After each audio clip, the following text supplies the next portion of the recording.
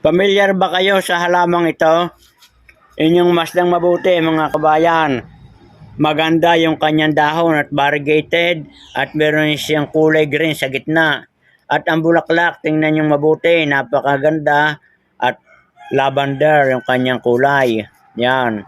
At ito ay aking itinanim mga isang buwan na nakakaraan. Nung ito yung aking itinanim ay may mga maliliit na buds na pabukad pa. Kaya ngayon, pagkaraan ng 1 month, ito bumukad na siya. Yan. Napapakagandang pagmasdan at maganda din nating ilagay sa ating mga magagandang pot. At alam nyo ang tawag dyan, yan ang mga kabayan, ang Acastacia gantica. Makikita nyo yan. Napakadali nitong buhayin.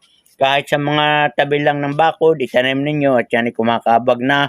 Pag nilagyan nyo yung magandang kabagan, yung katulad ng mga yung ating binibili na kawad, ang tawagan is stelmating. Napakaganda niya mga kabayan. Pagka nagdatig-datig, ang gandang pagmasdan.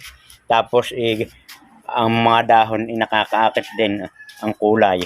Magaganda ang mga gilid. So yan mga kabayan, good luck and good health at sana kay pamilyar na sa halamang ito. Magandang araw kabayan.